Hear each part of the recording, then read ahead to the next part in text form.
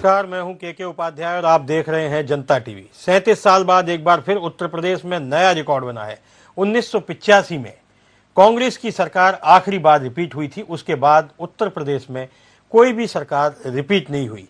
मुख्यमंत्री योगी आदित्यनाथ ने एक रिकॉर्ड और कायम किया कि 5 साल के बाद दोबारा वही मुख्यमंत्री बने हैं। बाकी जब सरकारें बनती थी तो मुख्यमंत्री या तो बीच में बदल जाते थे या फिर वो अपना कार्यकाल पूरा नहीं कर पाते थे। मुख्यमंत्री योगी आदित्यनाथ ने कई मिथकों को तोड़ा। एक मिथक ये था कि नोएडा जाने के बाद कोई मुख्यमंत्री नहीं रहता। उस 1985 में नारायण दत्त तिवारी नोएडा गए थे, उसके बाद कोई दूसरा मुख्यमंत्री फिर नोएडा नहीं गया। नोएडा जबकि उत्तर प्रदेश का औद्योगिक हब है, इसके बावजूद भी लेकिन मुख्यमंत्री योगी आदित्यनाथ नोएडा गए, एक बार नहीं कई बार गए। एक और मिथक टूटा। यह कहा जाने लगा कि पश्चिम में जाटलैंड है और पश्चिम तय करता है, लेकिन तमाम सारे गठबंधन, तमाम सारे समीकरण फेल हो गए। पश्चिम में भी भारतीय जनता पार्टी ने समाजवादी पार्टी से अधिक सीटें जीती हैं। ये सारी चीजें बता रही हैं कि राजनीति का दौर बदल रहा है। गुणा भाग करने का जो गणित है वो बदल रहा है। तमाम राजनीतिक पंडित और विश्लेषण जिन जातीय गणितों के आधार पर टीका टिप्पणी करते रहे, उनके गणित फेल हो गए। आखिर ऐसा क्या था कि जिसकी वजह से भारतीय जनता पार्टी को इतनी भारी सीटें मिली, भारी बहुमत मिला? इसकी दो वजह थी। एक था सुशासन और दूसरा था राशन। आपको याद होगा कोरोना काल में बहुत सारे मजदूर तमाम प्रदेशों से आकर के अपने घरों में आ गए थे उत्तर प्रदेश में। उनके सामने रोजी रोटी का संकट था। पिछले 1 साल से केंद्र सरकार उन्हें मुफ्त अनाज, राशन आदि मुहैया करा रही है। इसी में योगी आदित्यनाथ ने जोड़ा कि राज्य सरकार की ओर से तेल, नमक और अन्य चीजें, चावल वगैरह दिया जाएगा। यानी 1 महीने में 2 बार राशन मिलने लगा। जाहिर है इस वर्ग को किसी ने देखा नहीं। अखिलेश की सभाओं में भीड़ तो थी, लेकिन भीड़ वोटों में तब्दील नहीं हुई। इसके अलावा एक और इस उत्तर प्रदेश चुनाव ने देखा कि कांग्रेस लगभग समाप्त हो चुकी है। बहुजन समाजवादी पार्टी जो किसी जमाने में यहाँ सरकार बना चुकी है, मायावती इसकी मुख्यमंत्री रह चुकी है, वो मात्र 1 सीट पर है। क्षेत्रीय दलों और दल बदल ने भी कोई बहुत खास कमाल नहीं दिखाया। स्वामी प्रसाद मौर्य चुनाव हार गए, धर्मपाल सैनी चुनाव हार गए। इन सारे मुद्दों के बीच में कैसे सुशासन और राशन का मुद्दा हावी रहा, कैसे लाभार्थी वर्ग ने ये फिजा बदल दी, कैसे लाभार्थी वर्ग ने इस सत्ता को वापस शीर्ष पर पहुंचा दिया, इन्हीं सब मुद्दों पर चर्चा करने के लिए हमारे साथ आज हैं समाजवादी पार्टी के सत्येंद्र यादव, अभिमन्यु त्यागी प्रवक्ता कांग्रेस के, संजय तिवारी वरिष्ठ पत्रकार हमारे साथ जुड़ेंगे और ओम प्रकाश सिंह भारतीय जनता पार्टी के प्रवक्ता हैं। समाजवादी पार्टी से आज बातचीत की शुरुआत करते हैं। सत्येंद्र जी, ऐसा क्या हो गया? कैसे गुणा भाग फेल हो गए आपके? ऐसा क्या हुआ कि जिसको भांपने में समाजवादी पार्टी चूक गई, या ओवर कॉन्फिडेंस था जिसकी वजह से वो जो तैयारियां होती हैं उन तैयारियों को आप भारतीय जनता पार्टी के संगठन का मुकाबला नहीं कर पाए? कहीं ना कहीं तो चूक हुई है। सत्येंद्र जी, देखिए, ये उत्तर प्रदेश विधानसभा चुनाव 2022 इतिहास इसे अब तक की देश में सबसे बड़ी राजनीतिक घटना के रूप में जानेगा। उत्तर प्रदेश की जनता जाति और धर्म में हमेशा बांटकर राजनीति करने वालों को नहीं चाहती थी। उत्तर प्रदेश की जनता गंगा में लाशें तैरने वालों को, न रोजगार देने वालों को, न महंगाई कम करने वालों को नहीं चाहती थी। उत्तर प्रदेश की जनता जिस तरह से सरकार के बनने के 2 दिन नहीं हो पाए हैं और प्रदेश में आप घटनाक्रमों को देखिए। मैनपुरी में जिस तरह से एक युवक को कुचल कर मारा गया, वीडियो आप वायरल हुआ है, देखा होगा आपने। और भी कई घटनाएं सामने आ रही हैं। भारतीय जनता पार्टी समाजवादी पार्टी को गुंडा और माफिया राज का नाम देकर खुद बहुत बड़े स्तर पर गुंडा और माफिया राज उनका चालू है। उत्तर प्रदेश का चुनाव ये स्वस्थ लोकतंत्र का चुनाव नहीं था। इस चुनाव में सरकारी तंत्र का भारी तादाद में दुरुपयोग किया गया। सत्ता और सरकार का दबाव, जिस तरह से चीफ इलेक्शन कमीशन रूल करता है स्टेट इलेक्शन कमीशन को, और स्टेट इलेक्शन कमीशन करेक्ट करता है निर्वाचन अधिकारी के रूप में जिलाधिकारी को। जिला स्तर का जो प्रशासन था 2 जगह से कमांड हो रहा था। इस पर आयोग से ज्यादा सत्ता और सरकार का यही दिक्कत है समाजवादी पार्टी की, कि समाजवादी पार्टी सच्चाई को स्वीकार नहीं करती है, जमीनी हकीकत को स्वीकार नहीं करती है। अभी भी आप जनता को दोष दे रहे हैं, ईवीएम को दोष दे रहे हैं, प्रशासनिक मशीनरी को दोष दे रहे हैं। आप जनता का मूड भांप ही नहीं पाए। आप सिर्फ और सिर्फ हवा में रहे। आपके नेता गलत बयानबाजी करते रहे और आपके नेता भड़काऊ भाषण देते रहे। आपको पता ही नहीं था जमीन पे क्या हो रहा है। गांव में उत्पात इस तरीके से समाजवादी पार्टी के कार्यकर्ताओं ने करना शुरू कर दिया था कि लोगों ने कहा, अरे अगर ये आ जाएंगे तो 5 साल जीना मुहाल कर देंगे। और अभी भी आप उसी तरह की भाषा बोल रहे हैं। यही वजह है कि समाजवादी पार्टी सत्ता से दूर है। इस वक्त उत्तर प्रदेश में जो घटनाएं घट रही हैं, इस वक्त प्रदेश के आप हालात देखिए। हर जगह से वीडियोज आ रहे हैं और किस तरह से बीजेपी जय श्री राम का नारा देकर भारतीय जनता पार्टी के कार्यकर्ता लोगों का उत्पीड़न करना शुरू कर दिए, उनको मार रहे हैं और लातों से पैरों से कुचल रहे हैं, मुंह से खून निकल रहा है नौजवान की। मैं आपको बताना चाहता हूं कि कई ऐसी सीटें हैं जहां पर कम मार्जिन से समाजवादी पार्टी के लोग हारे हैं। बीएसपी का वोट ट्रांसफर करके सरकार पर दबाव बनाकर सरकारी तंत्रों का इस्तेमाल करते हुए उत्तर प्रदेश की ये तो राजनीति है। आपने भी वोट ट्रांसफर करने के लिए तो आरएलडी से समझौता किया था। ये जनमत का लूट के नाम पर जाना जाएगा। जिस तरह से भारतीय जनता पार्टी ने सरकारी तंत्रों का इस्तेमाल करते हुए उत्तर प्रदेश के जनमत की लूट की है। ठीक है, हम कांग्रेस के पास चलते हैं। भारतीय जनता पार्टी के प्रवक्ता के पास आज मैं बात लास्ट में आऊंगा, क्योंकि पहले सबकी बात सुन ली जाए, फिर आप ओम प्रकाश सिंह जी इन सबकी बातों का जवाब दीजिएगा। कांग्रेस कहां रह गई त्यागी जी? कांग्रेस ने मेहनत की, फील्ड पे आई, प्रियंका गांधी हर जगह दिखाई दी, चाहे वो हाथरस हो, उन्नाव हो, मेहनत में कोई कमी नहीं थी। लेकिन कांग्रेस के साथ दिक्कत यह है कि संगठन नहीं है और कांग्रेस के 97% उम्मीदवारों की जमानत जब्त हो गई। ऐसी हालत तो कांग्रेस की पहले कभी नहीं थी। त्यागी जी।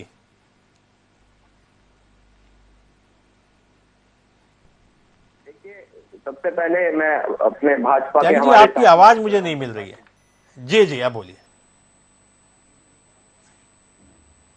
हाँ बोलिए त्यागी जी, आ रही है आवाज, बोलिए। जी, सबसे पहले सबको नमस्कार। पैनल में मौजूद सभी लोगों को जय हिंद।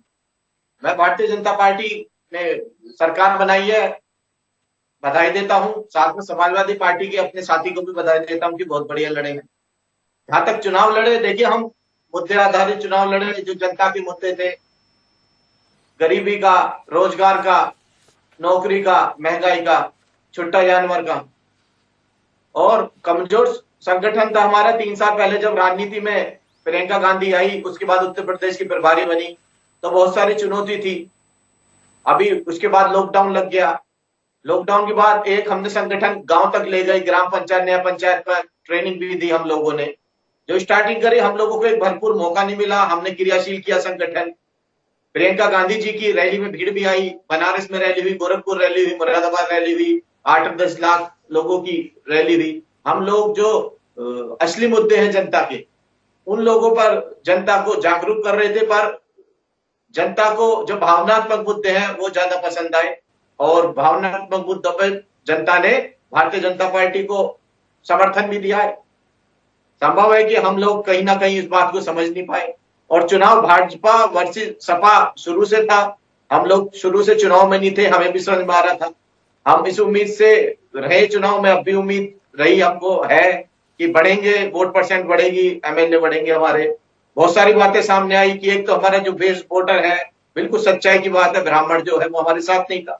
जब ब्राह्मण हमारे साथ नहीं रहा तो मुस्लिम हमारे साथ नहीं जुड़ पाया। मुस्लिम समाजवादी पार्टी के साथ जब जुड़ा, जब उनके साथ यादव आके खड़ा रहता है, मायावती जी के साथ जब खड़ा रहता है, जब उनके साथ जाटव खड़ा रहता है, कांग्रेस पार्टी के साथ अपना ब्राह्मण भी खड़ा नहीं है। तो ये सब बातें चिंतन की बातें हैं, समीक्षा की बातें हैं। संगठन पर ताकत बढ़ानी है, कांग्रेस पार्टी की नई लीडरशिप बढ़ानी की। बहुत कमजोर अभी टीम प्रियंका गांधी जी की जो एक नई टीम बनी है बहुत कमजोर है। उम्मीद जितनी हम लोगों को थी कि वोट परसेंट बढ़ने की, नहीं बढ़ पाए। लेकिन जनता के मुद्दों के साथ लगातार डट के लड़ेंगे, लड़ते रहेंगे। हम ये संकल्प भी लिया हुआ है हम लोगों ने। अब आगे देखते हैं क्या होगा। लेकिन ओम प्रकाश जी, आपने दोनों पार्टियों के प्रवक्ताओं को सुना। समाजवादी पार्टी के प्रवक्ता अभी भी अपनी हार स्वीकार करने को तैयार नहीं है। उनका कहना है कि आपकी सरकार बनने के बाद से गुंडागर्दी और बढ़ गई है। इन तमाम सारी चीजों के बीच में कैसे भारतीय जनता पार्टी ने अपनी डगर आसान की, सुशासन और राशन के भरोसे? ओम प्रकाश सिंह जी।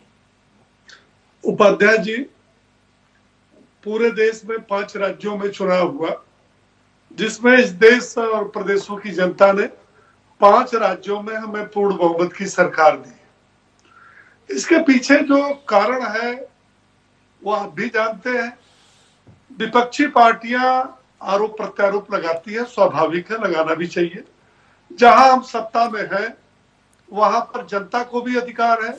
तो मैं उपाध्याय जी ये कह रहा था जी ओम कि प्रकाश जी, हमें जन भावनाओं का आदर करना चाहिए। हमें ये सोचना चाहिए कि जनता चाहती क्या है हमसे। अगर विपक्ष में है तो क्या चाहती है, और सत्ता में हम है तो क्या चाहती है। हमने अगर 2014 में पहली बार मोदी जी के नेतृत्व में जो हमने संकल्प पत्र भरा था, जो जनता के बीच में ले आया था, अगर हमने उसको 5 साल में पूरा किया तो 2019 में जनादेश उससे भी ज्यादा देश की जनता ने हमें दिया। हमारे संकल्प पत्र पर भी जनता ने भरोसा किया, हमारे नेता पर भी भरोसा किया, हमारे नीत और नियत पर भी भरोसा किया, हमारे काम और काज पर भी भरोसा किया, और जनता के दुख दर्द में और जनता की समस्याओं को दूर करने में हमारी सरकार की क्या भूमिका रही, इस पर देखिए। सबसे बड़ा उपाध्याय जी संकट क्या है, नेता हो चाहे पार्टी हो चाहे सरकार हो, इस पर जनता का भरोसा बड़ा मुश्किल से उठता है। जनता के बीच में जब हम जाते हैं, भाषण देते हैं, बड़े बड़े घोषणा पत्रों को सुनाते हैं और हम कहते हैं कि हम ये कर देंगे वो कर देंगे, तो जनता इस कान से सुनकर के उस कान से निकाल देती है, क्योंकि उसको नेताओं, पार्टियों पर, सरकारों पर भरोसा नहीं होता। लेकिन यदि भरोसा हो गया बिल्कुल, तो 2014 की वजह 2014 का भरोसा 2019 में काम आया, और 2017 का भरोसा 2017 का भरोसा 2000 उपाध्याय जी 22 में काम। देखिए, हमारी जो केंद्र प्रदेश ठीक की है सरकार तिवारी की जी, संजय तिवारी जी। ठीक है ओम प्रकाश सिंह जी, मैं अभी आपके पास आता हूं।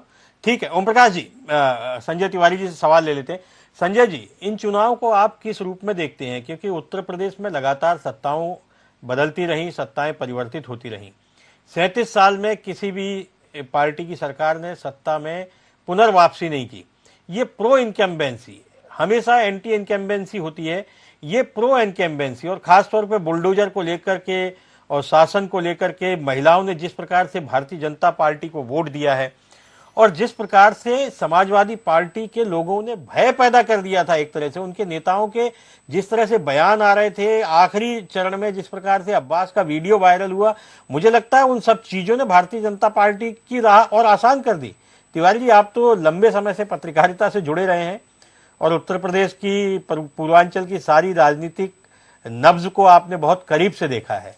आप इन चुनाव को किस रूप में देखते हैं, और ये चुनाव की जो राजनीति है अब हमें किस दिशा की ओर लेके जा रही है? क्या पत्रकारों को भी अपने विश्लेषण का तरीका चेंज करना पड़ेगा? क्या सारे जो राजनीतिक पंडित हैं उनको अनुमान जो लगाने के तरीके हैं उनको बदलना पड़ेगा? पुराने टोटके, पुराने मिथक अब टूटते नजर आते हैं। तिवारी जी। जी सर, मैं अपने ही इसी चैनल पे, मैं बहुत पहले भी पिछली बार जब बैठा था तब भी मैंने कहा था कि उत्तर प्रदेश का 2022 का यह चुनाव बिल्कुल नए भारत का एक ऐसा चुनाव है जिसमें बहुत सी चीजें नई आएंगी, और वो नई चीजें सामने आ गई। यहाँ कोई पारंपरिक राजनीति, कोई पारंपरिक रणनीति, कोई पारंपरिक जो तरीके होते थे चुनाव लड़ने के, वे काम नहीं आए। यहाँ जनता ने सीधे चुनाव लड़ा है और जनता ने सीधे जनादेश दिया। तो 2014 में एक जो चुनाव को और चुनावी प्रक्रिया को बदलने की एक शुरुआत भारतीय जनता पार्टी ने की। संकल्प पत्र की बात अभी कर रहे थे भारतीय जनता पार्टी के प्रवक्ता महोदय ओम प्रकाश सिंह जी। मैं बताऊं, पहली बार पिछले 4 बार से लगातार लोगों को ये दिख रहा है कि जो संकल्प पत्र में वो बातें लिखी जाती हैं उनका क्रियान्वयन भी होता है। उन क्रियान्वयन होते हुए कार्यों को यदि जनता नहीं स्वीकार करेगी तो फिर किस पे स्वीकार करेगी? तो इसलिए ये जो चुनाव है, जो अभी आप कह रहे थे, जितनी बातें आपने बताई हैं, ये हर राजनीतिक दल को अपने भीतर झांकना होगा। भारत में जो मीडिया तंत्र है उसको अपने भीतर झांकना होगा कि जो पारंपरिक आंकड़े, जो पारंपरिक रणनीति, जो पारंपरिक समीकरण आप बना के चल रहे थे, भारत की राजनीति उससे बहुत आगे निकल चुकी है। भारत की राजनीति को समझने के लिए बहुत ठीक से भारत की आत्मा को समझना पड़ेगा। यह चुनाव अब भारतीय करण में प्रवेश कर रहा है। भारत का तिवारी जो जी, लोकतंत्र है, तिवारी जी, आपको नहीं लगता कि राजनीति बदल रही है? अब जातियों के मिथक टूट रहे हैं। जाति के साथ ये कि ये जाति हमारे साथ हो गई, ये मुसलमान हो गए, दलित हो गए, कैलकुलेशन हो गया, जीत गए। क्या ये जातियों के मिथक टूट रहे हैं? क्या लाभार्थियों का एक नया वर्ग खड़ा हो रहा है? तिवारी जी, निश्चित तौर पर जातीय समीकरण, जो बार मैं समीकरणों की बात कर रहा हूं, तो उत्तर प्रदेश के चुनाव ने यह साबित कर दिया कि जाति का कोई समीकरण नहीं चलने वाला है। एक उदाहरण मैं देता हूं, अगर जाति का समीकरण चल रहा होता तो गोरखपुर महानगर, जहां से माननीय मुख्यमंत्री जी जीत कर आ रहे हैं, 1,02,000 की लीड है उनकी, क्या वहां केवल ठाकुर रहते हैं? अगर जातियों के आधार पर चुनाव होता तो माननीय मुख्यमंत्री जी को इतनी लीड नहीं मिलती। और ये हर विधानसभा क्षेत्र में हुआ है।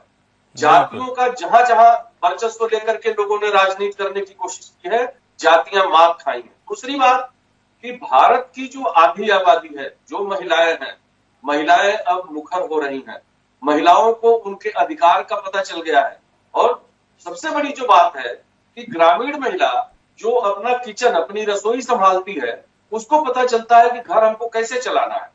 तो जो आप आज का मुद्दा लिए हुए हैं, राशन और शासन, ये निश्चित तौर पर पिछले 3 वर्षों से भारत के ग्रामीण क्षेत्रों में जिस तरह से प्रधानमंत्री नरेंद्र मोदी जी ने अनाज से लेकर तेल तक की जो उपलब्धता कराई है 80 करोड़ जनता में, जो उन्होंने जनता को सुविधाएं दी हैं, खास तौर पर जो महिलाओं के लिए शौचालय इत्यादि का जो कार्य हुआ है, जो आवास की सुविधाएं दी गई हैं, ये जातियों से ऊपर उठकर, और सबसे बड़ी बात मजहब से ऊपर उठकर, मैं दावे के साथ कह सकता हूं कि मुसलमान महिलाओं ने भी भारतीय जनता पार्टी को वोट किया है और लगभग 6 से 7% वोट उनका भारतीय जनता पार्टी को मिला है।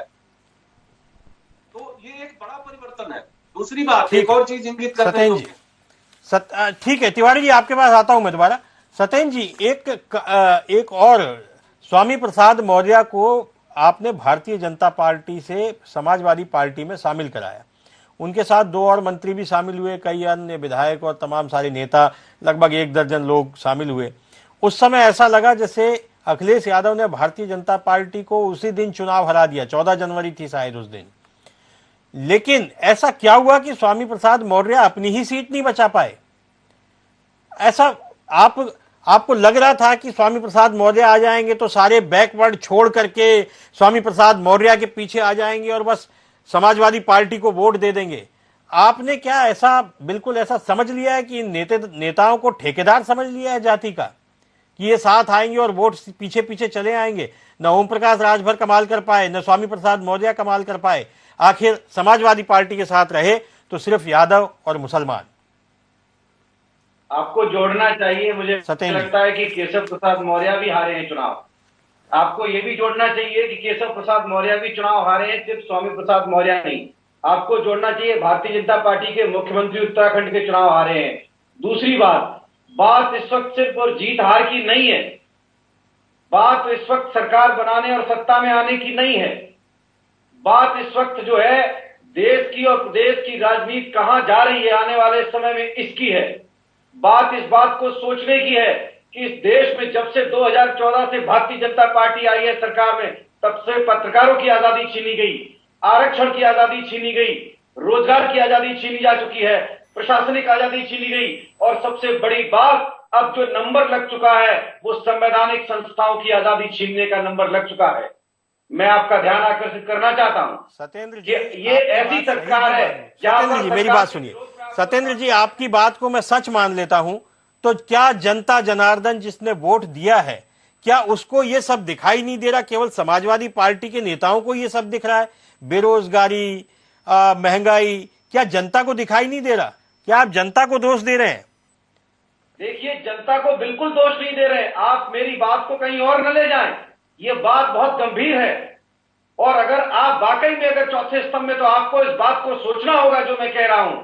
ये जनता का जनमत जो था वो भारतीय जनता पार्टी को नहीं था, ये जनमत की लूट हुई है। बीएसपी का पैक्ट हुआ था बीजेपी से, और बीएसपी का जो 12% वोट भारतीय जनता पार्टी को ट्रांसफर हुआ है, और जो हर बूथ पर वोट काटे गए। आप बताइए, ऐसी भी विधानसभा सीटें हैं जहां पर 95 वोटों से हमारे अरे प्रत्याशी बसपा से तो 2019 में आपने भी समझौता किया था। इनका तो पैक्ट भी नहीं था, आपने तो बाकायदा समझौता किया था। बहुजन समाजवादी पार्टी से आपने तो बाकायदा समझौता किया था। फिर क्या हुआ था? हमने सार्वजनिक अगर भारतीय जनता पार्टी समझौता न करके वोट ट्रांसफर करा सकती है और आप समझौता करके भी वोट ट्रांसफर नहीं करा सकते, तो ये तो समाजवादी पार्टी की गलती है। भारतीय जनता पार्टी की ये तो रणनीति है, फिर वो ज्यादा सफल है। देखिए, हमने गठबंधन धर्म के साथ उसकी औपचारिक घोषणा करके हमने जनमत की लूट नहीं की, जनमत को धोखाधड़ी से ट्रांसफर नहीं दिया। बीएसपी ने जनमत को धोखाधड़ी से भारतीय जनता पार्टी को ट्रांसफर देके बीएसपी ने सत्ता सरकार के दबाव में ऐसा काम किया है। मैं आपको बताना चाहता हूं भविष्य की राजनीति कहां जा रही है। ये भारतीय जनता पार्टी इस देश को साम्राज्यवाद की ओर ले जा रही है, एकाधिकार की ओर ले जा रही है। इस बात को सोचना पड़ेगा। अगर आज आप नहीं सोचेंगे तो आने वाले समय में आप अपने आप सोचेंगे।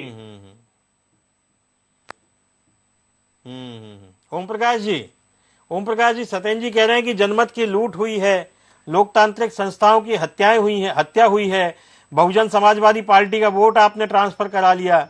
अब बताइए, समाजवादी पार्टी को आपने सरकार नहीं बनाने दी और देश साम्राज्यवाद की ओर जा रहा है। ओम प्रकाश जी। उपाध्याय जी, मैं कुछ देर के लिए भूल गया कि मैं डिबेट पर बैठा हूं या किसी मंच पर किसी समाजवादी पार्टी का नेता का मैं भाषण सुन रहा हूं। फिर बाद में मुझे आया कि नहीं मैं डिबेट में बैठा हूं। देखिए, ऐसा है उपाध्याय जी कि आरोप प्रत्यारोप लगाना और इनकी जो दर्द है वो स्वाभाविक दर्द है। स्वाभाविक दर्द ये है कि कहां बाबा को मठ में भेज रहे थे, कहां 400 के पार जा रहे थे, कहां वाईएम का नारा लगा रहे थे, कहां जातिवाद का नारा लगा रहे थे, कहां धर्मवाद का नारा लगा रहे थे। वो नारा धरा का धरा रह गया। दरअसल देखिए क्या है कि 2014 के पहले उपाध्याय जी ये जितने नारे हैं सब काम कर रहे थे, लेकिन 2014 के बाद आप खुद देखिए, मैं कोई डिबेट में अत्युक्तिपूर्ण नहीं बोल रहा हूं, सरकार तो जनादेश हमें मिल ही चुका है। आप ये ध्यान दीजिए कि 2014 से इस प्रदेश और देश की जनता ने धर्म और जाति की राजनीति को नकार दिया। इस प्रदेश और देश की जनता ने परिवारवाद और वंशवाद को नकार दिया, पूर्ण रूप से नकार दिया। लेकिन वैसी उसी पैटर्न पर ये चल रहे हैं कि चुनाव जैसे आया वैसे वाईएम का नारा। आज देखिए, बहन मायावती इतनी बड़ी मुख्यमंत्री, मैं उनका पढ़ रहा था, ट्विटर पर पढ़ रहा था और अखबार में पढ़ा, मुसलमानों ने सपा को वोट देकर बहुत बड़ी भूल की, पछताएंगे। अब बताइए, क्या इस स्वस्थ लोकतंत्र में किसी मुख्यमंत्री जो संवैधानिक पद पर बैठा हो, ठीक है आप जातिवाद की राजनीति करो, सत्ता पाने के लिए धर्मवाद की राजनीति करो, लेकिन सामूहिक रूप से जनता के बीच में ये संदेश देना, ये कहां तक है? नंबर 1। नंबर 2, जो जिसके जाति और धर्म की लड़ाई लड़ रहे हैं, मैं कहता हूं 7 साल में केंद्र में मेरी सरकार रही, 5 साल में उत्तर प्रदेश में मेरी सरकार रही। केंद्र सरकार की 54-55 योजनाएं, उत्तर प्रदेश की 43-44 योजनाएं। इस प्रदेश और देश में कोई माई का लाल पैदा नहीं विपक्षी है जो आरोप लगा सके कि इन योजनाओं को जाति के आधार पर, धर्म के आधार पर, क्षेत्र के आधार पर, समुदाय के आधार पर लगा गया। हमने तो नहीं देखा। आप जिनकी तरफदारी कर, हमने तो नहीं देखा कि जो। ठीक है ओम प्रकाश जी, बिल्कुल बिल्कुल ठीक है। मैं आता हूं आपके अभिमन्यु जी, क्या आप भी ये मानते हैं कि जनमत की लूट हुई है? क्या जनता के फैसलों पर इस तरह की टीका टिप्पणियां करना क्या जनादेश का अपमान नहीं है? त्यागी जी। देखिए, प्रजातंत्र में जनता का निर्णय सर्वोपरि है। भारतीय जनता पार्टी जीती है तो उनको मैं फिर से उन्हें बधाई भी देता हूं इस बात के लिए। और जो भी व्यक्ति जीते हैं, भाजपा के हो, सपा के हो, जिस भी दल के जीते हैं, उन सबको बधाई भी है। लेकिन दरअसल क्या बात रही है कि जो जनता से जुड़े जो मुद्दे रहे हैं उनको साइड में रखकर प्रचार कर सरकार ने भावनात्मक मुद्दों पर ले गई और भावनात्मक मुद्दों पर यह चुनाव हो गया। आप देखिए, आरोप प्रत्यारोप का इस समय नहीं है। इन्होंने मेजोरिटी पाई है, अभी शपथ लेंगे, काम करेंगे, कोई बात आएगी तो घेरा जाएगा। आज हम क्यों बहस करें इस बात को? लेकिन हकीकत की बात यह है कि जाति की बात कर रहे हैं। यहाँ मुख्यमंत्री खुद कहते हो मैं ऐसी जाति में पैदा हुआ हूँ जिसमें भगवान पैदा होते हैं। ये तो बड़ी अजीब बात लगती है ओम प्रकाश सिंह जी की, ये गुमराह कर रहे हैं इस समय। जाति देख के जो लोग टिकट देते हो वैसी बात कर रहे हैं, बड़ी अजीब बात लगती है। ये राशन की बात करते हैं, राशन आप बताइए 40 करोड़ गरीबी बढ़ाकर 80 करोड़ कर दी, ये कोई अच्छी बात है क्या? अब बेरोजगारी कर गई, बेरोजगारी बढ़ गई, माफ कीजिए 100 में से 68 बेरोजगार है उत्तर प्रदेश में। 3 साल से फौज की भर्ती नहीं है, छोटा जानवर से परेशान है, 400 का सिलेंडर 1000 का, बहुत सारी बातें हैं। ये सब चुनौती इन लोगों के लिए है। अभी ये पेट्रोल डीजल का दाम बढ़ाएंगे, सिलेंडर का दाम बढ़ाना पड़ेगा, मजबूरी है, ये इंटरनेशनल क्राइसिस बताएंगे। लेकिन यहाँ अब विपक्षी दल में भी चेतना है, लोकसभा का चुनाव भी आया है, दूसरी बार वो सब चुनौती भी इनके साथ आएगी, ये भविष्य के लिए बातें हैं। लेकिन आज की समीक्षा में ये है कि हम लोग अकेले चुनाव लड़ रहे थे 32 साल के बाद संकल्प के साथ। और जो आपने बात कही, शुरुआत में भी बात चली, नोएडा वाली बात कही आपने, बात कही कि दोबारा सरकार नहीं आती है, तो ये सारी ये जो टोटके वाली बात है, ये तो सपा बसपा और भाजपा वालों ने मानी। उससे पहले 85 तक 89 तक हम लोग रहे थे, जब तक उत्तर प्रदेश में नोएडा का निर्माण भी स्वर्गीय संजय गांधी की देन है और एनडी तिवारी जी की देन है। 1 करोड़ से ज्यादा लोगों को रोजगार मिलता है नोएडा से। तो जहां रोजगार मिलता है वहां तो आना जाना चाहिए। दोबारा सत्ता भी रिपीट हुई है उत्तर प्रदेश में, हर जगह हम बार बार भी आते रहे, लेकिन अब नहीं आए क्योंकि हमने जो प्रयोग करा उसमें हम असफल हुए, कभी सपा के साथ कभी बसपा के साथ। अब की बार संकल्प के साथ अकेले लड़े हैं, नई लीडरशिप तैयार खड़ी करी है हमने, और जरूर निसंदेह आपको फर्क लगेगा। एक मजबूत विपक्ष का काम हम लोग निश्चित ही करेंगे। ठीक है त्यागी जी, ठीक है। तिवारी जी, ये जो समाजवादी पार्टी के साथ दिक्कत यही है कि वो जनमत का भी सम्मान नहीं कर पाते। अभी वो जनमत उंगली उठा रहे हैं कि जनमत की लूट हुई है। कोई 2-4 सीटों पे लूट हो जाए बात समझ में आती है, लेकिन 277 सीटें, 271 सीटें, माफ कीजिएगा, 271 सीटों की कैसे लूट हो जाएगी? और मैं तमाम हमारे पहले भी डिबेट होती थी, मैं अक्सर एक सवाल उठाता था जिसको समाजवादी पार्टी के हमारे जो साथी होते थे मानते नहीं थे। मैंने कहा था कि एक अंडर करंट है जिसको आप लोग नहीं देख रहे हैं, वो है कि महिलाएं सुशासन के नाम पर मोदी का नाम लेती हैं, योगी का नाम लेती हैं, और मुफ्त राशन के नाम पर सारे लोग वो कहते हैं कि हम मोदी को वोट देंगे। आप देखिए कि इन भारतीय जनता पार्टी ने बहुत चतुराई से वोटरों का ध्यान जो है कैंडिडेट से हटा दिया। वो मोदी और योगी का नाम लेके वोट करते हैं। मोदी का मैजिक और योगी का बुलडोजर चलता हुआ नजर आता है। ये मैंने कई बार सवाल उठाया था, आप भी मेरे साथ डिबेट में रहे थे, लेकिन समाजवादी पार्टी के जो हमारे साथी थे वो हम ही पे चढ़ जाते थे कि आप भारतीय जनता पार्टी के चैनल हो, भारतीय जनता पार्टी के पत्रकार हो। लेकिन स्थिति आज सामने है और जितने भी विश्लेषण निकल के आ रहे हैं उनके पीछे यही है, राशन और शासन। तिवारी जी। जी देखिए, एक सर आपने एक बात बहुत सही कही कि समाजवादी पार्टी के लोग अब जनादेश आने के बाद उनको आत्ममंथन करना चाहिए, लेकिन बजाय आत्ममंथन के अभी भी उनका ये आरोप कि जनादेश की लूट हुई है, जनमत की लूट हुई है। ये लूट होती थी जब इनकी सरकारें बनती थी, बूथ कैप्चरिंग होती थी, वो सबने देखा है, सारे रिकॉर्ड्स हैं, कहीं कुछ आया गया नहीं है। उन्हीं रिकॉर्ड्स ने इस समय जनता को दूसरी ओर मोड़ा, पहली बात। दूसरी बात कि समाजवादी पार्टी इस जनादेश को समझ क्यों नहीं पा रही। योगी आदित्यनाथ जी को 5 साल के लिए सरकार चलाने का प्रचंड जनादेश मिला, लेकिन समाजवादी पार्टी को एक मजबूत विपक्ष के रूप में बैठकर सरकार के कामकाज की समीक्षा करने का भी जनादेश मिला। क्या आने वाले दिनों में समाजवादी पार्टी इसको कर पाएगी? मुझे तो नहीं लगता। अभी जो चर्चाएं आ रही हैं कि माननीय अखिलेश यादव जी वो अपने करहल विधानसभा से इस्तीफा देंगे और वो लोकसभा में बने रहेंगे। भाई, नेता प्रतिपक्ष भी एक बड़ी चीज होता है, उसकी भी जिम्मेदारियां होती हैं। आपने पूरे प्रदेश में चुनाव लड़ा है, 3 महीने पहले आए या 4 महीने पहले आए, वो मैं नहीं कहना चाहता, क्योंकि 5 वर्षों तक योगी आदित्यनाथ जी के सामने यदि कोई विपक्ष की भूमिका निभा रहा था तो मुझे स्वीकार करने में कोई इसमें हिचक नहीं है कि वो श्रीमती प्रियंका गांधी जी थी। प्रियंका गांधी ने जब जब उत्तर प्रदेश में कोई ऐसा मौका आया उन्होंने छोड़ा नहीं, उन्होंने आकर बिल्कुल मैं सहमत हूं। प्रियंका गांधी ने जमीन पे लड़ाई लड़ी है, उसका वोटों में तब्दील हुई हो या नहीं हो, प्रियंका गांधी ने जमीन पर लड़ाई लड़ी और विपक्ष की भूमिका कांग्रेस ने निभाई। हालांकि उसका चुनाव परिणाम में नहीं दिखा, लेकिन उन्होंने अपनी मेहनत नहीं छोड़ी। जी। और दूसरी जो सबसे प्रमुख बात है, इस चुनाव के दौरान हमने पूर्वांचल एक्सप्रेसवे पे कम से कम 10 यात्राएं की। पूर्वांचल एक्सप्रेसवे वास्तव में योगी आदित्यनाथ सरकार की एक बड़ी उपलब्धि।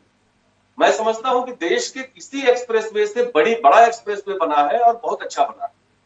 लेकिन आप परिणाम देखिए चुनाव का। पूर्वांचल एक्सप्रेसवे जहां से शुरू हो रहा है लखनऊ से, उसके बाद से लेकर और बलिया तक गाजीपुर में भारतीय जनता पार्टी को एक भी सीट नहीं मिलती। आजमगढ़ में भारतीय जनता पार्टी को एक भी सीट नहीं मिलती। अंबेडकर नगर में भारतीय जनता पार्टी को एक भी सीट नहीं मिलती है। ये भी समीक्षा की बात है। ये समाजवादी पार्टी के लोग इन प्रश्नों पर भी विचार करते, इन पर भी मंथन करते, तो शायद ये विश्लेषण ज्यादा बेहतर होता। आज की तारीख में उत्तर प्रदेश की जनता ने जो जनादेश दिया है, उस जनादेश को आप कटघरे में खड़ा कर रहे हैं और आप कह रहे हैं कि सारी संस्थाएं खतरे में है, पत्रकारिता खतरे में है। वो पत्रकारिता खतरे में हो सकती है जो यूट्यूब से लेकर और सोशल मीडिया तक माननीय अखिलेश यादव के लिए काम कर रही थी। लगातार हम लोग कह रहे थे इस बात को, इस चैनल पे भी, दूसरे चैनलों पे भी और सोशल मीडिया पे भी, कि भारतीय जनता पार्टी के लिए महिलाओं में और सभी जातियों में, सभी वर्गों में, यहां तक कि मैं बार बार कह रहा हूं कि मुस्लिम महिलाओं में जबरदस्त उत्साह था, एक भीतर से अंडर करंट था और उन्होंने वोट किया है। मैं स्वामी प्रसाद मौर्य जी की कॉन्स्टिट्यूंसी से आता हूं, मैं उसी कॉन्स्टिट्यूंसी का वोटर रहा हूं, मैंने वहां वोट दिया है, मैंने वहां देखा है 5 दिन 7 दिन 10 दिन रह के। तो जमीन पे जब नहीं जाएंगे, आप केवल स्टूडियो में लखनऊ में बैठे रहेंगे या अपने क्षेत्रों में बैठे रहेंगे, और जो आपकी आक्रामकता है, ये आक्रामकता यदि आप एक सशक्त विपक्ष के रूप में इस भूमिका को निभाते तो शायद जनता पसंद करती। आप टेलीविजन चैनलों पे जब भी बात करते हैं तो एक ठीक है तिवारी जी, ठीक है। अब मैं आता हूं आपके पास तिवारी जी। सतेन जी, ये सच है कि समाजवादी पार्टी का वोट प्रतिशत बढ़ा है और इतना वोट प्रतिशत समाजवादी पार्टी का कभी नहीं रहा। यह अखिलेश यादव की सफलता कह सकते हैं। पहली बार, पिछले कई सालों से हम देख रहे हैं विपक्ष बहुत कमजोर होता था, पहली बार विपक्ष मजबूत दिखाई दे रहा है। तो फिर इस तरह की बातें करना, जनमत की लूट हुई, या ये कहाँ शोभा देता है? क्यों नहीं एक अच्छे विपक्ष की भूमिका सपा निभाती है?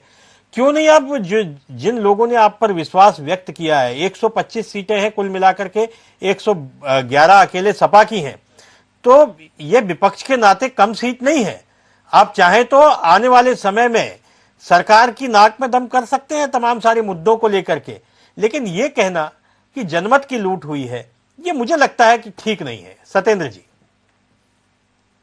उत्तर प्रदेश में बड़ी संख्या में, भारी तादाद में जन भावनाओं के साथ लोग आहत हैं। उत्तर प्रदेश में लोगों को बदलाव चाहिए था। लोग तरह तरह का, मैं इस वक्त उत्तर प्रदेश की जनता के लिए ये महत्वपूर्ण नहीं है कि कैसे कैसे लोग सत्ता और सत्ताधारी पार्टी की चापलूसी करते हैं अलग तरह से नए नए रूपों में, ये महत्वपूर्ण नहीं है। लेकिन मैं अपनी बात पर अडिग हूं। और रही बात समाजवादी पार्टी के राष्ट्रीय अध्यक्ष कहां से लड़ेंगे, कहां छोड़ेंगे, ये पार्टी का इंटरनल कमेटी का मामला है। ये किसी व्यक्ति विशेष की राय सलाह से संभव नहीं है इसका फैसला लेना। ये समाजवादी पार्टी की कोर कमेटी का डिसीजन है। दूसरी बात, मैं अपनी बात पर अडिग हूं। उत्तर प्रदेश की जन भावनाएं आहत हैं। बड़ी संख्या में लोगों में दुख है, भारी संख्या में लोगों में दर्द है, पीड़ा है। लोग बेरोजगार हैं, महंगाई बढ़ रही है। चाहे टीवी चैनल के कर्मचारी हो, चाहे आम साधारण जनता हो, चाहे तमाम तरह के जो तमाम गरीब, किसान, नौजवान सब परेशान हैं। प्रधानमंत्री जी ने अपने संबोधन में लोगों को आगाह किया है कि महंगाई और बढ़ेगी। ये उत्तर प्रदेश में सोचने का विषय है। ये उत्तर प्रदेश में सत्ता और सरकार की चापलूसी का समय नहीं है। ये सिर्फ और सिर्फ सच्चाई कहने का और हिम्मत से इस बात को रखने का समय है कि उत्तर प्रदेश में संवैधानिक संस्थाओं पर दबाव बनाया जा रहा है, उनका इस्तेमाल किया जा रहा है, जिसके खिलाफ समाजवादी पार्टी आप 121 हैं। आपको किसने मना किया? आप रखिए, आने वाला समय है आपके साथ, आप अच्छे विपक्ष की भूमिका में आ सकते हैं। एक बात और सत्येंद्र जी, माफी के साथ कहना चाहूंगा कि पिछले 4 साल तक अखिलेश यादव सिर्फ ट्वीट करते रहे। वे ट्विटर के नेता थे, जमीन पर नजर नहीं आए। वे न कोरोना काल में नजर आए, न कहीं सड़कों पे नजर आए। उनका कहीं आंदोलन नहीं दिखा। जिस प्रकार से मुलायम सिंह यादव के टाइम में समाजवादी पार्टी के कार्यकर्ता सड़कों पे आ जाते थे अपनी मांगों को लेकर के, मुद्दों को लेकर के। वो आंदोलन, व जोश, व क्रांति कहीं दिखाई नहीं दी। ये मैं बहुत विनम्रता के साथ आपसे कहना चाहूंगा। ये सारी चीजें भी जनता देखती है। उसके अलावा जो आपके नेताओं के जिस प्रकार के वीडियो वायरल हुए, जिस प्रकार की भाषा वायरल हुई, उसने भी आग में घी डालने का काम किया था। सत्येंद्र जी, भारतीय जनता पार्टी के लोग क्या क्या फूल बरसाते हैं?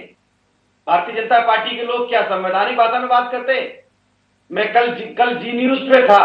भारतीय जनता पार्टी के प्रवक्ता की भाषा में आपको वीडियो भेज दूंगा। मैं आपको बता दूंगा कि महिला एंकर के साथ किस तरह से बात कर रहे थे और किस तरह से तू तड़ा करके और किस तरह से लोगों के साथ बात करते हैं। कहते हैं कि मानसिक संतुलन खो गए। लेकिन ये किसमें हिम्मत है सच बोलने की?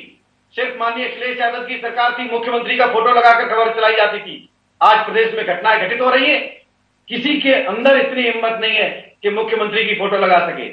मैं आपको बताना चाहूंगा, सरकारी संस्थाओं के साथ साथ, तमाम संस्थाओं के साथ साथ हर विभाग में, हर तरफ, चारों तरफ लोग मजबूर हैं और दबाव की राजनीति में आ चुके हैं और भारतीय जनता पार्टी इसका विस्तार कर रही है, बड़ी संख्या में कर रही है। जो आने वाले समय में आपके सामने होगा, आपको दिखाई देगा। समाजवादी पार्टी एक ऐसी पार्टी है जो इसका विरोध करेगी और आने वाले समय में जनता के बीच जाएगी और जनता के बीच 24/7 गांव से लेकर शहर, गरीब, कमजोर, किसान, जब भी कहीं कोई अन्याय अपराध होगा, समाजवादी पार्टी तन मन धन से उसके साथ खड़ी हो जाएगी।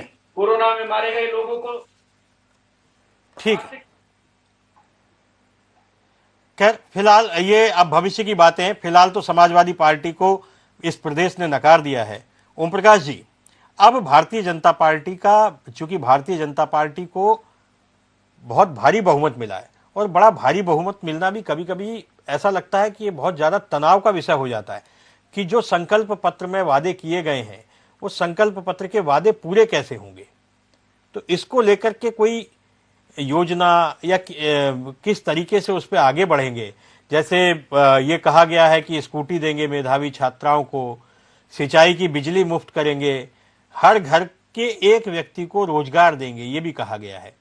तो ये ऐसे वादे हैं जो बड़े कठिन हैं लेकिन मुश्किल नहीं है। तो अब जनता की कसौटी पर हैं आप, क्योंकि पिछला 2017 का चुनाव या बहुमत कह सकते हैं कि मोदी की लहर थी, मोदी जी का उदय हो रहा था, आगाज हो रहा था, लेकिन यह चुनाव तो आपके कामकाज पे मोहर है। तो इससे तो आपकी जिम्मेदारी और बढ़ जाती है। ओम प्रकाश जी। उपाध्याय जी बिल्कुल सही कहा। अभी हमारे समाजवादी पार्टी के साथी बोल रहे थे तो मैं मन ही मन सोच रहा था कि अगर समाजवादी पार्टी का चाल, चरित्र और चेहरा देखना हो तो यह समाजवादी पार्टी का इनसे अच्छा प्रवक्ता नहीं मिल सकता। मैं बहुत प्रभावित इनसे हूँ और जनता जो सुन रही होगी, आपका डिबेट देख रही होगी, वो भी बड़ी प्रभावित होगी और उसे बहुत आश्चर्य नहीं होगा। खैर, ये उनकी सोच है। आपने जो उपाध्याय जी सवाल किया, अपनी बात करें, आपकी बहुत उम्र है, हमसे ज्यादा उम्र है। मैं आपसे सम्मानित और बहुत ही आदर के साथ बात कर रहा हूँ। आप निजी हमला या इस तरह की आप बात मत करें। मेरे बारे में मत सोचें कि मैं कैसा प्रवक्ता हूँ। मैं जैसा प्रवक्ता हूँ वो मुझे मालूम है और आप अपनी शिक्षा का परिचय न दें। तो मैं कहा आपसे लड़ रहा हूँ, मैं क्षमा करिएगा, मैं आपसे लड़ाई नहीं कर रहा हूँ भैया, मैं लड़ भी नहीं सकता। समाजवादी पार्टी से लड़ाई नहीं कर सकता। आप अपना बात करिए। आप देखिए कि आप क्या कर रहे हैं, आपको क्या करना है, अपनी बात करें। आप समाजवादी पार्टी का प्रवक्ता कैसा है, इसका निर्णय आप मत लीजिए। जनता सिर्फ मुझे नहीं सुन रही है, जनता आपको भी सुन रही है। उपाध्याय जी, इनको शांत कराइएगा, इनको शांत कराइएगा, बड़ा उत्तेजना में है। इनको एक गिलास पहले तो ठंडा पानी दीजिए, बेचारे को बहुत उत्तेजना में है। सत्येंद्र जी शांत रहिए। हाँ उपाध्याय जी, आपका सवाल बहुत ही महत्वपूर्ण है और वो महत्वपूर्ण इसलिए है कि ये आपका सवाल नहीं है, ये पूरे उत्तर प्रदेश का सवाल हो सकता है कि जिस भरोसे के साथ हमने लोगों को, अरे भाई सुनो भाई, लोगों के, अरे सुनो यार, निकल रहा है, घटनाएं शुरू हो गई उत्तर प्रदेश में। जो बताइए, जो सरकार बुलडोजर को अपना प्रतीक चिन्ह बना रही है, ये सरकार जनता के साथ क्या करने की तैयारी कर रही है? उत्तर प्रदेश में बड़ी संख्या में जन भावनाएं आहत हुई है, जनमत की लूट हुई है। उत्तर प्रदेश के जो आज देखिए, सिर्फ और सिर्फ चंद लोग खुश है इस सरकार से जो भारतीय जनता पार्टी के ऑफिस में नाच रहे हैं। पूरे उत्तर प्रदेश में मातम का माहौल है और जिस तरह से भारतीय जनता पार्टी के गुंडे सड़क पर आकर लोगों के साथ जो घटनाएं शुरू कर दी है, ये आने वाला समय अच्छा नहीं होगा, मैं आपको बताना चाहता हूं। और समाजवादी पार्टी इस भारतीय जनता पार्टी की गुंडई और माफिया राज के खिलाफ सड़क पर हमेशा ठीक है। जनता के साथ खड़ी दिखाई देगी। ठीक है सत्येंद्र जी, अब बिल्कुल आपने बोल लिया, अब ओम प्रकाश जी को बोल लेने दीजिए। ओम प्रकाश जी। उपाध्याय जी, डिबेट की एक ओम मर्यादा प्रकाश जी, होती आप है। अपनी बात पूरी करिए। नहीं, मैं पहले आपसे ये कहना चाहूंगा, बहुत वरिष्ठ पत्रकार हैं आप, 1.5 दशक जो हिंदुस्तान के संपादक रहे हैं, कम से कम हर चीज की एक मर्यादा होती है।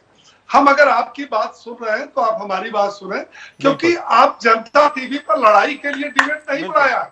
आपने जनता टीवी पर जो डिबेट किया है, नहीं, बिल्कुल, ये मैं जो है सहमत हूं प्रदेश की हजारों जनता के सवालों का जवाब देने के लिए आपने डिबेट किया। खैर छोड़िए, जिसका जो स्वभाव हो, मैं लड़ाई नहीं करता। सहमत हूं ओम प्रकाश जी, आप अपनी बात करिए। देखिए समाजवादी पार्टी को जनता ने जवाब दे दिया है, आप अपनी बात आगे करिए। मैं बिल्कुल आपकी बात से सहमत हूं। हाँ, आप तो अपनी मैं बात ये कर रहा हूं कि आपने एक बहुत महत्वपूर्ण सवाल किया है। ये पिछली सरकार की अपेक्षा इस सरकार हमारे लिए ज्यादा चुनौतीपूर्ण है, क्योंकि पिछले 5 सालों में अगर हमने जो संकल्प पत्र में वादा किया था, हो सकता है 80% भी पूरा किया, 90% किया, लेकिन इस बार जो हमने संकल्प पत्र में जनता के साथ वादा किया है, वो हमारे लिए चुनौती है। और उपाध्याय जी, आपको पता होगा, कल आदरणीय मुख्यमंत्री आदरणीय योगी आदित्यनाथ जी इस्तीफा देने के पहले राज्यपाल को एक अधिकारियों की बैठक लिया था, जिसमें केवल चर्चा इस बात की हुई थी कि अधिकारी इस बात को तैयार करें कि जो भारतीय जनता पार्टी ने 2022 में संकल्प पत्र जनता से जो वादा किया है, उसको पूरा कैसे किया जाए। और आप देखिएगा उपाध्याय जी, अगर आप 6 महीने 1 साल बाद अगर इस डिबेट का विषय रखेंगे, आप डिबेट का केवल यही विषय रखिए, क्या भारतीय जनता पार्टी ने पिछले 1 वर्ष में 6 महीने में अपने संकल्प पत्र को कितना पूरा किया। देखिए, हमारे इस संकल्प पत्र पर जनता ने विश्वास करके ही हमें भारी बहुमत से जिताया। अगर संकल्प पत्र पर, हमारे नेता पर, हमारे नीति और नियत पर जनता को भरोसा न होती, तो 37 साल के रिकॉर्ड को भारतीय जनता पार्टी नहीं तोड़ती। 37 साल बाद भारतीय जनता पार्टी उत्तर प्रदेश में पूरा सरकार वो भरोसे के साथ बनाई है। तो उस भरोसे को ठीक है। अभिमन्यु जी, इन सारे घटनाक्रम को आपने देखा, राजनीति को आप बहुत करीब से देख रहे हैं, लंबे समय से राजनीति से जुड़े हुए हैं। कांग्रेस का भविष्य आप क्या देखते हैं? कांग्रेस गर्त में क्यों जा रही है? कांग्रेस एक राष्ट्रीय पार्टी थी, आज़ादी की लड़ाई में कांग्रेस का महत्वपूर्ण योगदान रहा है, और यह देख करके बड़ा तकलीफ होती है कि कांग्रेस जैसी एक राष्ट्रीय पार्टी आज हाशिए पर है। हाशिए पर क्या है? शून्य पर है। तो ये क्या आप कार्यकर्ता हैं, लंबे समय से कांग्रेस से जुड़े हुए हैं, आपको लगता नहीं कि कांग्रेस को पुनर्विचार करना चाहिए? केवल नारों से चुनाव नहीं जीते जाते, चुनाव लड़ने के लिए पूरी एक टीम चाहिए होती है, प्रबंधन चाहिए होता है, और भारतीय जनता पार्टी के पास इस समय संगठन की जो टीम है और जो प्रबंधन है, उसका मुकाबला किसी भी दल के पास नहीं है। अभिमन्यु जी। देखिए, जब देश आजाद हुआ तो उत्तर प्रदेश के मुख्यमंत्री पंडित गोविंद वल्लभ पंत और पंडित जवाहरलाल नेहरू देश के प्रधानमंत्री ने मिलकर जो नींव रखी इस प्रदेश के निर्माण की, वो 89 तक जारी रही। 89 तक कांग्रेस के यहाँ काम रहा। और पिन्नी बनती थी, सैटेलाइट बनने लगी, एम्स, मेडिकल कॉलेज, यूनिवर्सिटी, दुनिया भर का तमाम नवरत्न कंपनियां से लेल गेल बेल ये सब बनाकर कांग्रेस पार्टी गई।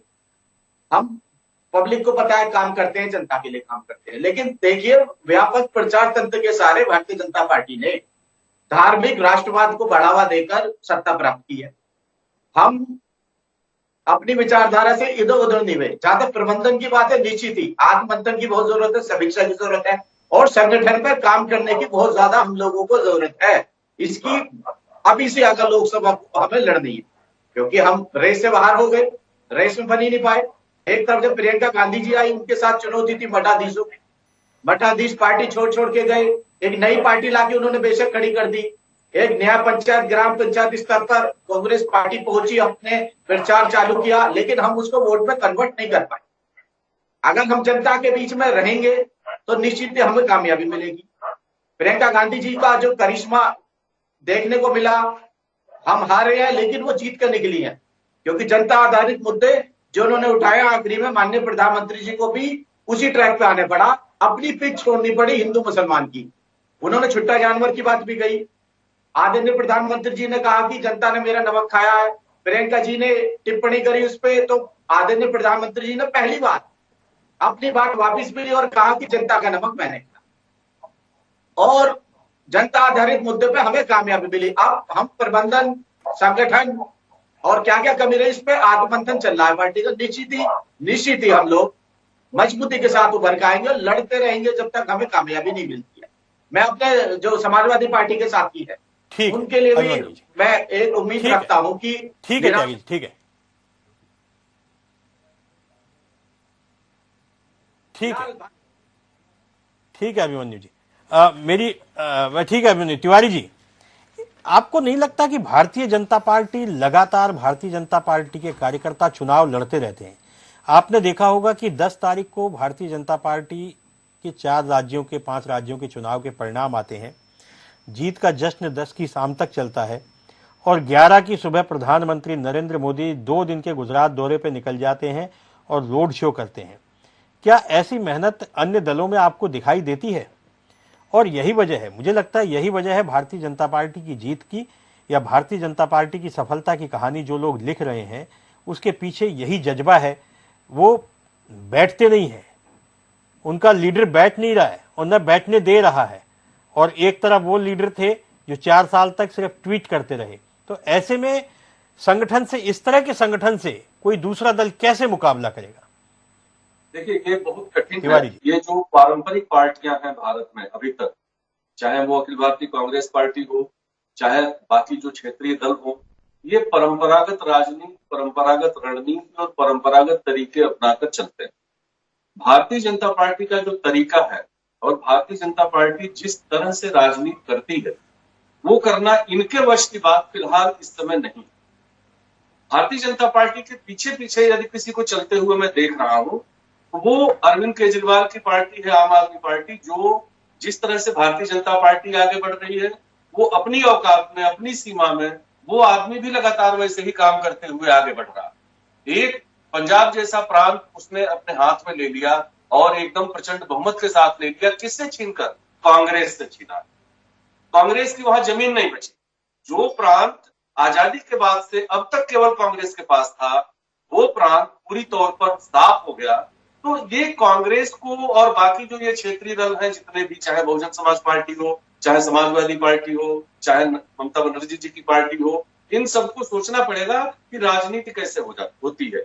10 तारीख को, अभी आपने कहा कि 10 तारीख को चुनाव परिणाम आ रहे हैं, आधी रात तक भारतीय जनता पार्टी का कार्यकर्ता जश्न मना रहा है और 11 तारीख को वो अहमदाबाद में उसी उत्साह के साथ, उसी नए जज्बे के साथ, उसी नए तेवर के साथ वो अहमदाबाद में अपने चुनाव की शुरुआत कर देते हैं।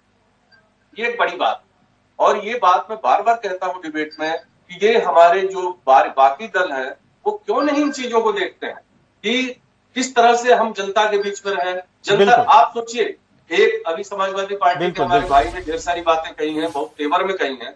मैं एक सवाल खाली पूछ रहा हूं कि उत्तर प्रदेश की जनता को आपने कहा कि हम फ्री बिजली देंगे, जनता ने कहा हम नहीं लेंगे। आपने कहा कि हम 5 साल राशन देंगे, जनता ने कहा हम नहीं लेंगे। आपने कहा कि हम छात्रों के लिए ये कर देंगे, छात्रों ने कहा हम नहीं लेंगे। आपने तमाम मुद्दे गिनाए, शिक्षकों का मुद्दा आपने गिनाया था, या सबसे जो आकर्षक मुद्दा था वो कर्मचारियों के पुरानी पेंशन का मुद्दा था। हमें भी एक बार लगा था उस समय कि ये पुरानी पेंशन वाला मुद्दा एक ऐसा कमजोर नस है जिसमें परिवार इन्वॉल्व होता है, आदमी का बुढ़ापा इन्वॉल्व होता है, ये निश्चित तौर पर जनता की भावनाओं से जुड़ेगा। लेकिन जनता को आप पर भरोसा नहीं है, ये स्वीकार करने में क्या जाता है मेरे भाई, आगे भरोसा अर्जित कर लीजिए। बिल्कुल, जनता को आप पर भरोसा नहीं है, समाजवादी पार्टी पर भरोसा नहीं है। समय हमें इजाजत नहीं दे रहा है इस बहस को आगे बढ़ाने की। आप सारे मेहमान हमारे साथ जुड़े, आप सब लोगों का बहुत बहुत शुक्रिया, धन्यवाद। ये उत्तर प्रदेश की राजनीति बदल रही है। जैसा प्रधानमंत्री नरेंद्र मोदी ने भी अपने भाषण में कहा था कि ज्ञानियों को सोचना होगा, विश्लेषण करने वालों को सोचना होगा, अगर नहीं सोचेंगे तो हाशिए पर चले जाएंगे। कांग्रेस का बुरा असर है, समाजवादी पार्टी अभी भी समझने को तैयार नहीं है कि उन्होंने कहाँ चूक की है, उनकी भूल कहाँ हुई है। वे अभी भी कह रहे हैं कि जनमत को लूट लिया गया है। ये राजनीतिक बातें हैं, राजनीतिक बातों का कोई अंत नहीं है। लेकिन आप हम सब जनता हैं, हम सवाल करते रहेंगे। आप देखते रहिए जनता टीवी, समाचारों का सिलसिला जारी रहेगा। नमस्कार।